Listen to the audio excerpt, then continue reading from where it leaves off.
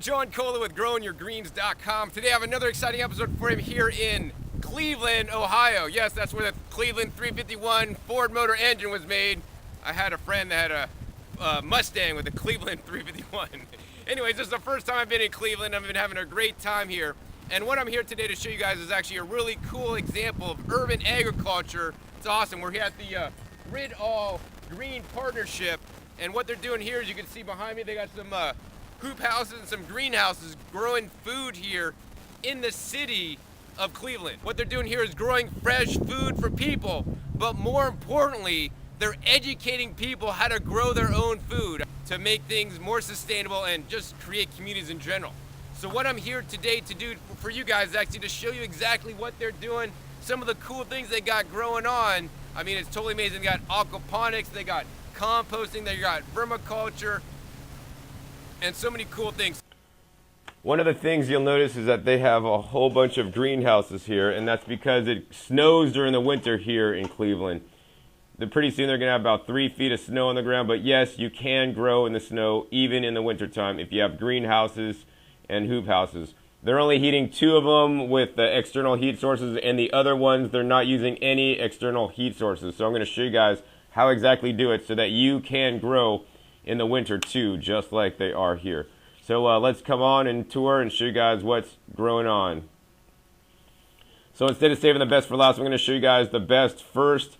You know, they have a lot of different structures here, and I'm going to show you guys those for sure. But I'm going to show you guys actually this one first. This is where the aquaculture is going on, and they got a lot of cool stuff growing in this first greenhouse, which is probably the one they put up first and been developing the longest. This one is basically framed out in 2x4s and just standard dual pane greenhouse panels. So let's go ahead and inside and show you guys what it looks like. So they have a little area here where you could sit down, and it has a nice fragrance inside here. And this fragrance is really cool. It smells like actually oranges, and that's because there's this orange tree. And every tree, just like every person, has a story. So the story of this tree actually came to the Rid All Partnership here because of a lady who had cancer, and this is an interesting story. The lady who was on her way to the Cleveland Clinic to get treated for the cancer bought a little baby tree like 28 years ago, and she took care of it, and because she survived the cancer, and she took care of it for all these years, and finally she passed away. So she gave this to the Rid All Partnership here, and now it's growing here, and it wasn't doing so well. But check it out. Now it actually has flowers on it. It'll soon be fruiting, and it smells amazing. And one of the best things to learn about here is that the most valuable things here is actually the soil, because they added the soil and the tree took off so good. The most important thing here and the most valuable thing here is the soil, not the greenhouse structure, not any of the equipment here. But you got to work and value your soil. You got to build your soil so that it will feed you, and more importantly, your plants. So I want you guys to focus on your soil and building your soil. Instead of just fertilizing and adding fertilizers, we want to build the soil so the plants could absorb all the nutrition from the soil by using principles of the food soil web. So besides the orange tree, there's another big thing that's apparent when you walk in here. It's how warm it is inside here, and also how humid it is inside here. They have a small demonstration garden over here, and some things planted in the ground, such as cherry tomatoes. They have some aloe vera, and also this other cool plant. Actually, this one actually is called the moringa tree, and the moringa tree is one of the most nutritionally dense foods on the whole planet. This one is planted in the ground, and I want you guys to pay attention to the height on this one, because in a minute we're going to show you guys one that's planted not in the ground and growing under aquaponics, and how much better it did. It's completely amazing. So aside from that, along the top here, they don't waste too much space here. They're growing food in containers. This happens to be some kale and maybe broccoli microgreens. This is very easy to do even if you don't have space like a big yard. Just get a pot and grow some microgreens in your window. And these will be ready to harvest. You could cut them, and generally they'll come again depending on the soil. Over in this area here, they have more microgreens growing just in larger containers, larger pots, and these are they got some chickweed growing in here and some collard greens and whatnot. This one actually has some heirloom lettuces growing. Along the top, they just got these standard pots, man, and this is just a whole bunch of microgreens lettuce. And you could easily grow the microgreen lettuce. Now, something like the lettuce or some of the kale and whatnot, microgreens. They may take a little bit longer to grow, but if you want a fast turnaround, highly encourage you guys to grow something like sunflower sprouts. I do have a really good episode on growing some sunflower greens, and they happen actually really fast. Maybe within 10 to 14 days, you'll have a whole crop of sunflower greens to eat. This is especially important to green your diet in the winter time.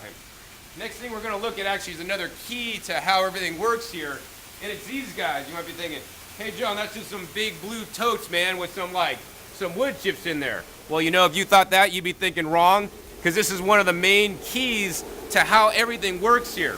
This is actually their vermiculture, where they're basically using worms to digest the wood chips and the food scraps in there.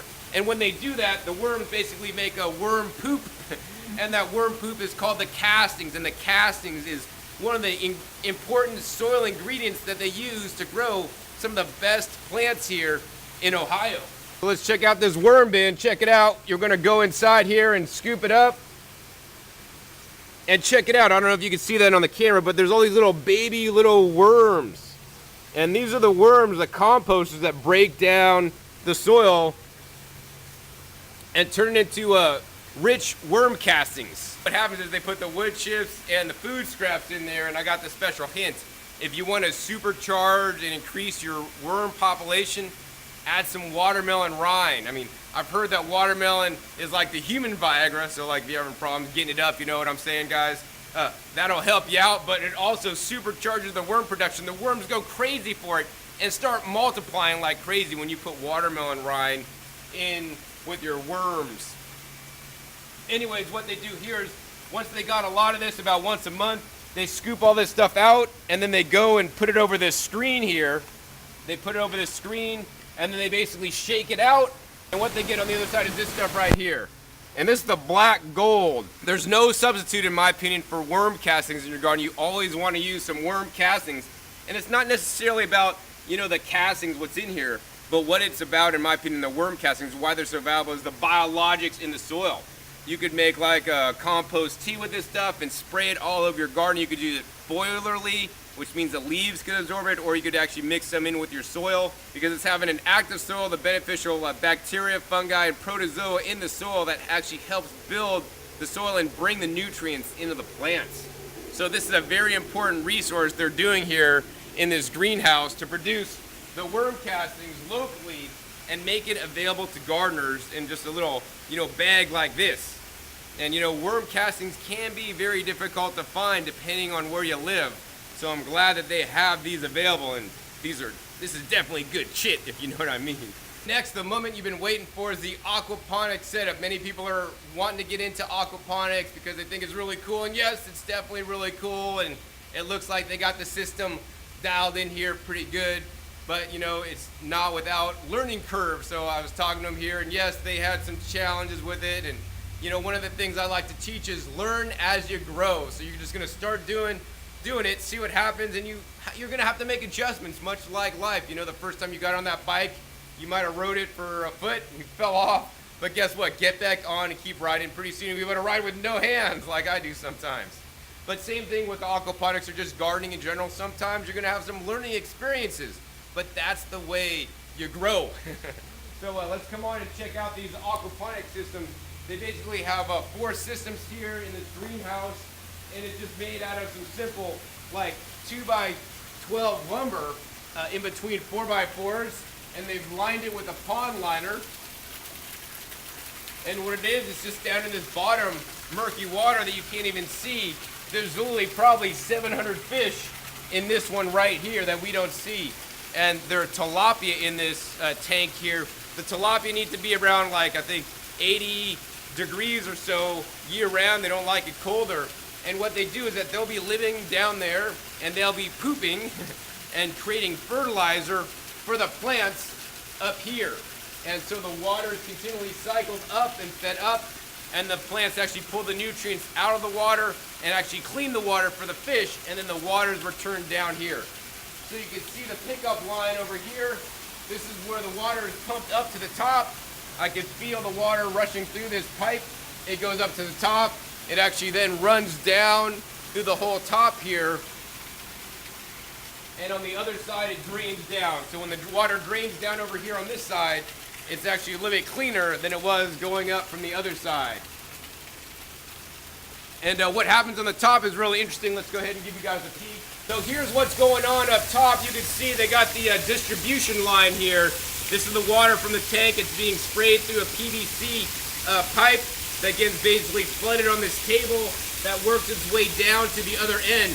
And the water just works its way down. And as the water works its way down, there's all these plants. Some are in pots, which basically wick the moisture up into the pot and then into the plants, and then take out, and clean the water for the fish. So in this bed, what they have is, number one, they have this guy right here, and this is a really cool moringa tree here. And this is the same size as the one that was in the ground over there, and it's literally twice the size, and it's really looking real healthy here.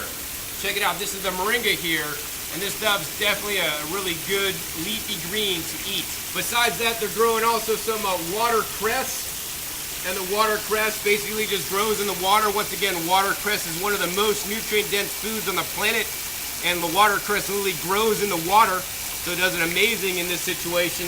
The other thing they're growing here, you'll see over here, they have a lot of cherry tomatoes. So I'm sure they're growing cherry tomatoes because they yield a lot more tomatoes than a large tomato. Plus they actually ripen up a lot quicker. So those are the three things they're currently growing in here. And it looks like they're doing amazingly well. Here's the result of the aquaponics and the tomatoes. You can see this thing is loaded up with tomatoes here. We're gonna go ahead and sample one so I can tell you guys how well this aquaponic system's growing. All right, and here's a aquaponic grown cherry tomato in Cleveland, Ohio. Wow, man, that's really tasty. I could definitely vouch. Aquaponics works excellent for cherry tomatoes. Besides the fruits and vegetables that you can grow on top of the aquaponic system, another real valuable asset you'll have, or actually food crop, is the fish. So let's go fishing. So we got this net here, and I'm gonna be really careful with these fish here because these fish are very delicate. What they do with these fish is actually sell to the local restaurants that pay like $10 per fish, because these are some nice tender locally raised fish. And I think definitely growing your own fish is really smart these days, especially with all the environmental toxins in the oceans and what's going on with that. So let's see if I could catch a fish. All right, check it out. I caught a fish. This guy looks like about a pounder here. This is a tilapia, fresh tilapia. We're gonna go ahead and put him back here. But yeah, the fish is a valuable resource. I think definitely if you're gonna eat fish, you should definitely grow yourself. Because also, if you're growing your fish, you could also grow your vegetables up top too.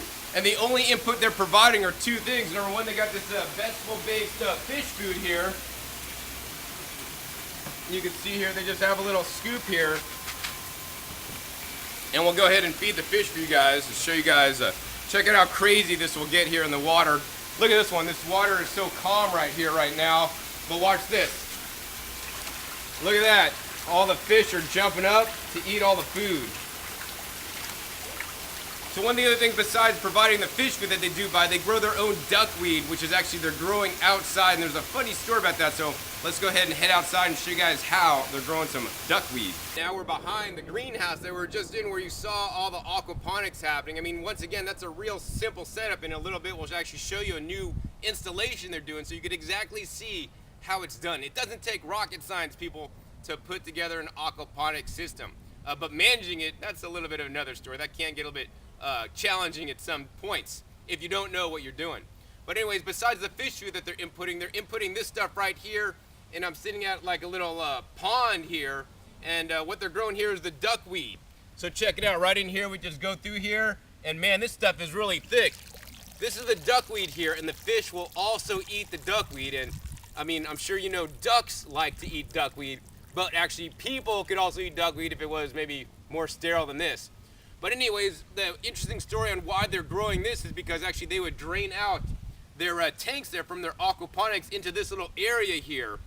And one time they used to buy duckweed, $18 a bag to feed their fish duckweed. And some of it escaped into this, and then it actually started to colonize and actually started to grow itself. So instead of actually buying it now, they could easily grow their own duckweed to feed to their fish so that they can buy less fish food. So I think that's totally amazing. I wish it was a little bit more sterile, and actually I'd probably be eating some of this duckweed too, because definitely another leafy green you could eat yourself. Besides just growing the food here, you know, the whole philosophy here is like, you know, creating community and creating sustainability. And one way to do that is to use some of the resources that they have available on site or that are brought into the site. So one of the available resources, of course, the sun that shines every day, knock on wood.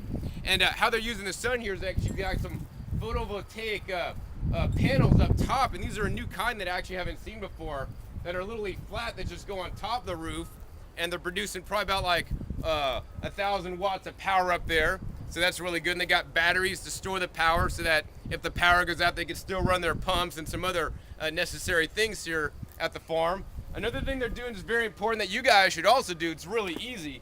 I mean, they basically got a rain gutter, and then they're catching all the rainwater into a 55-gallon drum. This is very easy to do. You could set a drum underneath, you know, your downspout and put a pipe going in there. And basically any time you could, you know, have a spout here on the bottom, you could turn this on and check it out. That's some good water pressure right there. You could use the rainwater to water your plants. Now the rainwater is probably the best water to water your plants because that's what nature uses. And one of my philosophies is that we want to duplicate nature, and that's why they make the compost. That's how nature works, to basically feed the plants to give them what they need, because nature doesn't work with Miracle-Gro. All right, so now we're gonna walk into this hoop house here. Now there's several of these guys. This is actually hoop house number 1, and it's about 15 feet tall, and actually it's fairly large, and check it out.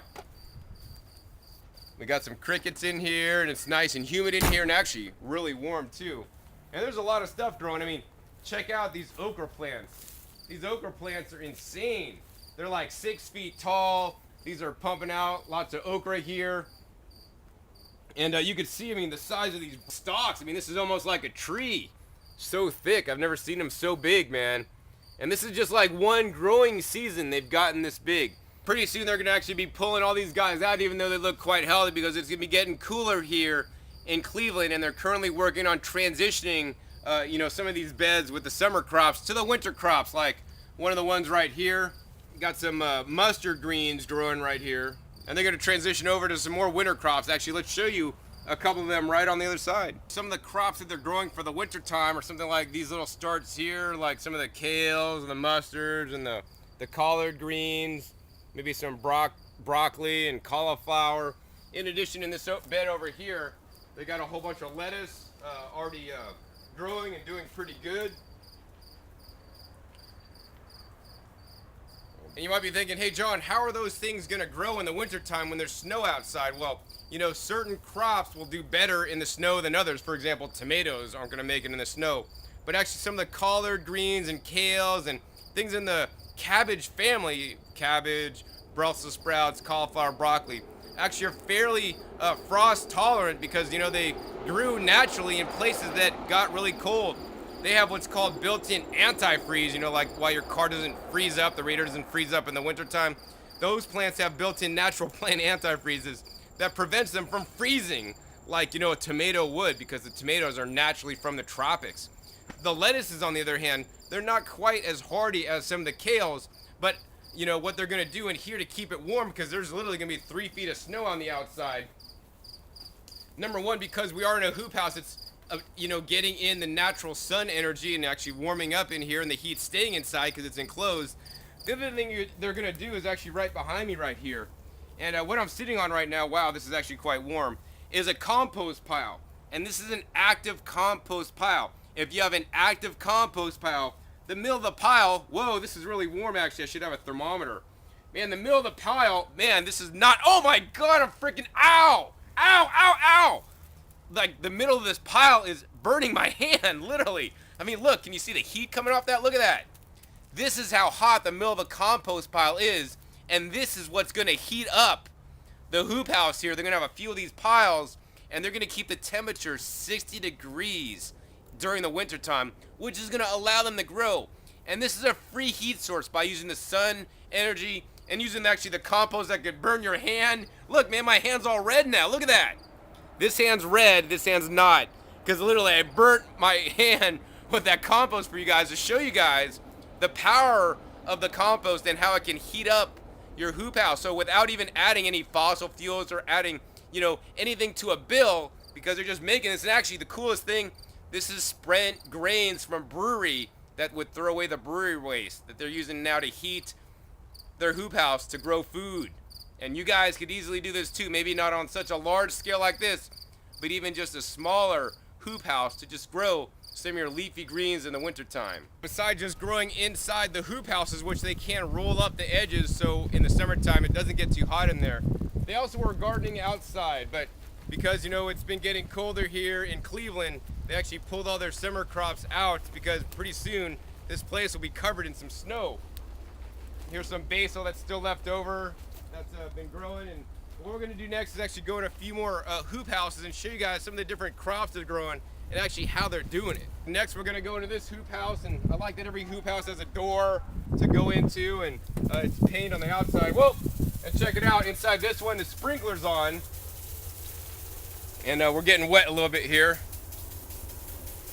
And this is really cool inside this greenhouse because it's actually quite moist. You can see they have 3 main rows. They're growing some leafy greens, transitioning over for the winter time.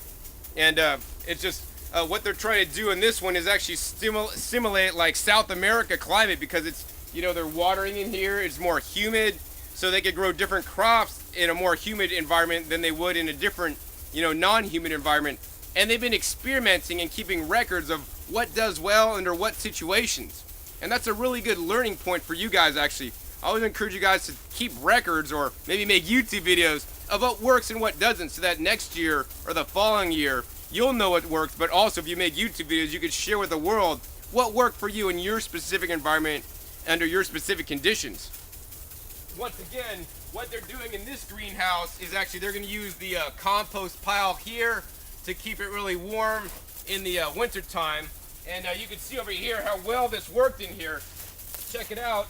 They got still huge watermelons on the vine here that they're probably going to be harvesting really soon. For a minute, I want to talk more about this site. Actually, this site was a old barracks, and then actually it was just a junkyard. They were digging up cars, and people were dumping things here for years and years and years. So, the soil in this area is pretty contaminated or toxic.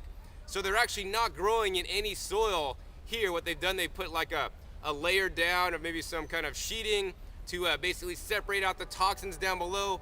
And they brought in these guys, wood chips. Now, wood chips are the best free remediator of soils because they'll break down and actually build your soils up, but also it'll basically put some space. In some cases here, it's up to 3 feet of wood chips on the land here, to not make sure and ensure they're not growing in it. And what they are growing in is the compost, which we're going to take a look at in a couple minutes there. It's probably their #1 valuable asset here, and they make it on site. What we're going to do next is actually show you this new building they built. Basically, this is another hoop house with greenhouse panels on here. And whoa, man, you walk in here and you can instantly feel the heat. It's probably like 15, 20 degrees warmer inside than outside. This is just amazing. They just put all this brand new compost in. It's probably active. They have 2 piles in here, and they're getting ready to plant out for the new season. And one of the things I was told they're going to do in here is actually, you can kind of see a sample there. They're going to grow roses as actually, a trial to see how well the roses are going to grow under these particular situations for the cut flowers, but also just as an experiment. And I always encourage you guys out there to experiment when growing and have fun. Try new things and see what works well under certain conditions and what doesn't, because that way you'll truly learn and grow as a gardener. Next, we're going to go into this new greenhouse here that they just built, and this is like they're modeling their first greenhouse with the aquaponic system. But this is where I'll get to show you guys actually how the system goes together, because they're actually not started yet. In this greenhouse, basically it's just all wood framed, and they got the dual insulated panels up top, and you can see it's just going in. Now, they have tilapia in the other one with their aquaponics, and this one they're going to use perch. The perch need like 65 degrees instead of the 80 degrees, so it's a lot not as hot for the water, but they also may not reproduce and make as much fish. But this is how their system goes together. Basically, they got the wood here. It's framed out. Basically, they using some 4x4 posts down on some concrete blocks. They go all the way up to the top. They basically make like a level, a second story here with 2x4s and some plywood. And it's all basically done with the pond liner here to keep it waterproof. In the bottom here, you can see how this works. I'm going to go ahead and jump in here. And you can see I'm just now inside this little 4x4 frame with the 2x4s and the sides. And literally, this is all it is. They just build out a box with 2x12s all the way up. Maybe it's like, I don't know, 2.5 feet, 3 feet tall. And they just put the pond liner in and they tack it on the outside so there's no holes. Sometimes they'll put padding on the inside here. They're going to fill this up with water and then get their fish. And I mean, that's how really simple it is. These materials are available at a local pool supply store and your local big box hardware store like a Home Depot or a Lowe's. Up top, it's pretty much similar. It's basically the same exact thing. They have basically, I think it's about a 2x4 here on the top here. And then basically they just make like a little tray. And this is one big tray here with the pond liner to line it. And this is where they're going to run the water through and, drain it back down into the bottom. And, this is all the rafters here, just built like a standard house with the panels on top to make it nice and warm. This is how their standard aquaponics system goes. And one of the goals of the organization here is actually to, not just do this for people and show them how to do it, but also to basically bring this and make some of these in a smaller form to bring it into people's homes and into churches so that people can grow their own food. Actually, there's a really cool aquaponic setup. Instead of building it all out of wood, you could use a standard tote, which we might see in a little bit, and just cut the tote in half and use one half for the bottom, would keep the fish. The other half, you basically flip it upside down and use that as your little growing area. So hopefully I'll have a video on that pretty soon for you guys as well. Now what we're gonna do is we're gonna show you actually the last hoop house, and this thing is ginormous. It's actually like 20 feet tall and super big. And I'm not showing you guys all these hoop houses like say, wow, check out what the Ridall Green Partnership is doing. I'm doing this because to show you guys what you can do at home, even if you don't have a lot of land. Put up a small hoop house, have a compost pile to heat it up, and grow some of your leafy greens in the wintertime. I mean, they're doing it here in Ohio. You could do it all across the country where there's snow in the wintertime. Doesn't matter. Anyways, let's come inside and see what's growing on in this hoop house. Whoa! I'm just blasted with a whole bunch of heat when I walked in here. Once again, they got the compost here going, which is keeping this warm, plus just the massive surface area of the sun to radiate in here to keep this warm. Even at this time, late in October, they're growing some fresh basil here. Nice large basil leaves. Got some flavorful stuff. And one thing that I heard is that, they're selling this stuff $5 an ounce. So, I mean, to some of the chefs here that want good quality food, because this is really good quality stuff. And guess what? It all starts with the soil. So they're slowly transitioning out to things like the tomatoes here. It's going to get too cold for these guys pretty soon. And what they're growing instead are something like this right here. Some of the mustard greens. So the mustard greens, definitely a really good winter crop to grow. It's nice and hardy. It could definitely take the cold and still keep growing. Some of the other things are growing also for the winter is all the lettuces. And they have some collard greens and more mustard greens growing on the back. Another thing I wanted to point out to you guys is actually right here. This is actually a very important resource to have inside your hoop house. And this is basically their water catchment water. So they caught the water off the rain gutters, they fill this up. And not only can they run their drip system off it, which is what they're doing right here. This is their drip system here, fed by the barrel. But it also actually acts as a thermal mass. So, 55 gallons of water is a lot of thermal mass. What happens is the sun hits inside the greenhouse. It heats up during the daytime. The water gets warm. And then actually at night, the heat is trapped in the water. It releases. So besides the water thermal mass, they're using another thermal mass. You could use, concrete blocks, things like that. But they're using what's in these garbage cans. And these are black garbage cans. So if you're trying to collect thermal mass, definitely better to collect black stuff. Looks like they have different things like coffee grounds here from a local coffee shop. And they're storing these because these are a, essential element in their composting that they do. but also these will also collect thermal mass and, stay warm and release the heat at night. Overall, the message of these hoop houses are that, this is a technology you need to use in the wintertime to grow some food, whether using tall hoop houses or maybe not so tall or just even smaller ones.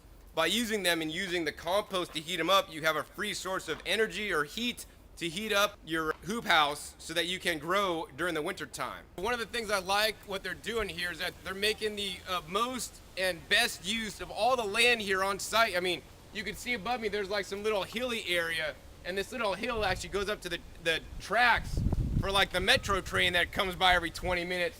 But they're not just growing in the greenhouses and the hoop houses. They're making the best use of all the space here, and I encourage you guys to do that at home. If you got a slope, oh, we can't grow nothing on the slope. Bull honky, you could grow stuff everywhere. I mean, trees grow everywhere. Look at all these trees growing. So what they're doing is actually they're making an edible food forest permaculture garden, and this is the plan here. They have it laid out. You can see they got the hoop houses here, and they got a pond here that's gonna have fish and catch rainwater, and they got basically all different fruiting crops and edible vines and berry bushes like all over this place. One of the techniques they're using is making these little shelves. And so you could think of that as like, they got this slope here coming down, and it's actually pretty steep, so you can't really grow on it. But, on the slope, they're gonna basically build it out with some wood and fill up underneath and make it a flat area like a terrace, and then fill that with the compost and start growing some plants in it.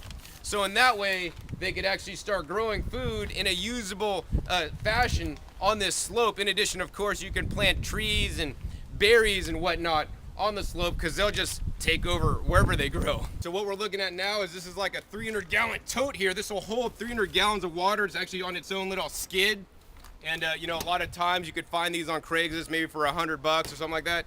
And this is probably the ultimate way to collect your rainwater for fairly inexpensive. An investment of $100 will definitely pay you back over time by all the water you catch to water your garden instead of using the city water, which is chlorinated, which may actually affect the health of your plants.